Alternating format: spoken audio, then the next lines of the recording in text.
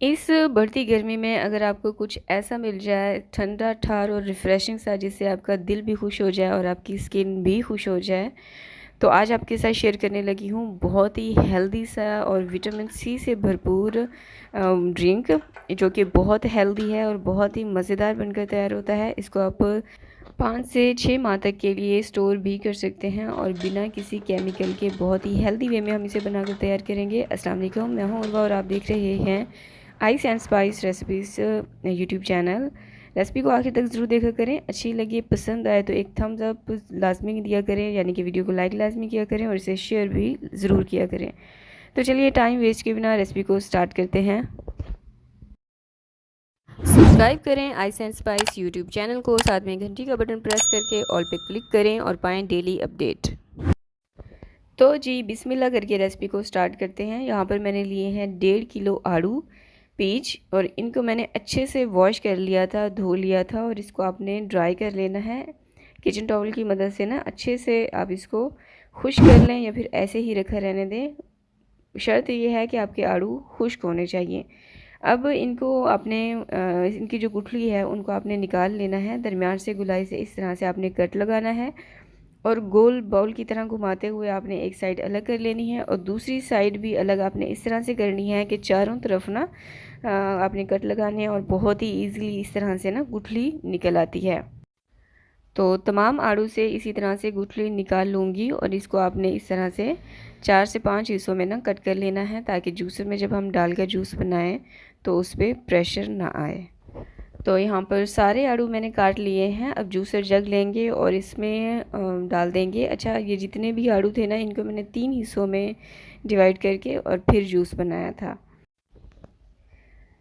जितने जूसर जग में आ सकें उतना आप डालें और इसमें 1 गिलास के जितना पानी डालकर इसका जूस बना लें। 3 हिस्सों में डिवाइड करके मैंने इसका जूस बनाया था और हर बार मैंने इसमें एक गिलास पानी का डाला था। और जूस आपने बहुत अच्छे से बनाना है, क्योंकि हमने आगे चलकर इसको प्रोसेस से गुजारने वाले हैं, क्योंकि पकाने वाले हैं। तो इसमें मोटे मोटे चंक्स ना रहें, यानी कि 7 से 8 मिनट लगा के ना आपने अच्छे से जूस बनाना है। और फिर आपने जो छन्नी आपकी बारीक हो ना घर में, वो छन्नी लेनी है और उससे आपने इसको अच्छे से छान लेना है। और जितना भी इसकी स्किन होगी ना वो बिल्कुल अलग हो जाएगी और जो जूस होगा वो बिल्कुल अलग हो जाएगा। ये देखें, जैसे अभी आपको स्क्रीन पे नज़र आ रहा है। अब बिल्कुल क्लियर जूस हमारे पास आ चुका है। इस पॉइंट पर अगर आप चाहें तो आप इसको ऐसे भी सर्व कर सकती हैं, यानी कि आप इसमें चीनी डालें अपने जायके के मुताबिक, थोड़ा सा काला नमक डालें और बर्फ़ डालें और इसको सर्व करें। ठीक है। अब क्योंकि हमने इसको बनाकर स्टोर करना है तो इसके लिए एक कढ़ाई लेंगे और इसमें ये सारा जूस डाल देंगे। अब चूल्हे की आंच मैंने खोल दी है और स्टार्ट में हाई फ्लेम पर आपने इसको पकाना है। और ये देखिए यहाँ पर 10 मिनट गुजर चुके थे और 10 मिनट के बाद इसमें अच्छे खासे बॉयल आना स्टार्ट हो गए थे और इसके ऊपर झाग बनना स्टार्ट हो गई है। तो अब ये जो झाग है इसको आपने निकाल लेना है, जितना आपसे पॉसिबल हो ये सारी झाग आपने इसमें से इसके ऊपर से निकाल लेनी है। और इस जूस को मैंने टोटल 40 मिनट तक पकाया था, क्योंकि हमने इसको स्टोर करना है। अगर ज़्यादा आप इसको नहीं पकाएंगे तो फिर आपका जूस ख़राब हो सकता है। जब देखें कि जूस 1 इंच के जितना रिड्यूस हो चुका है, उसके बाद इसमें डालेंगे 3 कप चीनी। 1.5 किलो आड़ू में मैंने 3 कप चीनी का इस्तेमाल किया है और इसको अब कंटिन्यूसली आपने मीडियम हाई फ्लेम पर पकाना है। चीनी डालने के बाद आप देखेंगे कि ये जूस मज़ीद थोड़ा सा पतला हो जाएगा। तो यहाँ पर आपने जो चूल्हे की आंच है उसको हाई कर देनी है। हाई आंच पर अब हमने इसको इतना पकाना है कि ये बिल्कुल ना थिक और गाढ़ा हो जाए। कंटिन्यूसली हाई फ्लेम पर पकाने के बाद अब मैं इसको ढककर 20 मिनट तक के लिए बिल्कुल हल्की आंच पर पकने के लिए रख दूँगी।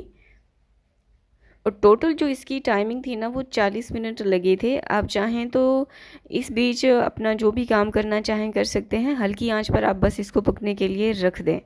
ठीक है। यहाँ पर 20 मिनट गुजर चुके थे और आप देख सकते हैं ये काफ़ी जूस जो है काफ़ी गाढ़ा हो चुका है। अच्छा, मैंने इसमें किसी भी किस्म का कलर का इस्तेमाल नहीं किया है इसमें, क्योंकि फिर अगर हम इसमें कलर डालेंगे तो फिर वो हेल्दी नहीं रहेगा। और इसका कलर माशाल्लाह से अपना ही जो है वो बहुत ही प्यारा सा कलर आ चुका है। चूल्हे की आंच बंद करके मैंने इसको रूम टेम्परेचर पर आने दिया, यानी कि ठंडा होने के लिए रख दिया था। जब देखें कि ये जूस ठंडा हो चुका है, अच्छा ये जूस ठंडा होने के बाद ना मज़ीद गाढ़ा हो जाता है, मज़ीद थिक हो जाता है। और ये जूस बाहर के ड्रिंक से 100% बेहतरीन है, बहुत ही हेल्दी है। हाइजेनिक तरीके से हमने इसको घर पे बनाकर तैयार किया है, तो बाहर की ड्रिंक से बेहतर है घर पे ही जो नेचुरल कुदरती चीज़ें हैं उनसे आप बनाकर आप इस्तेमाल करें।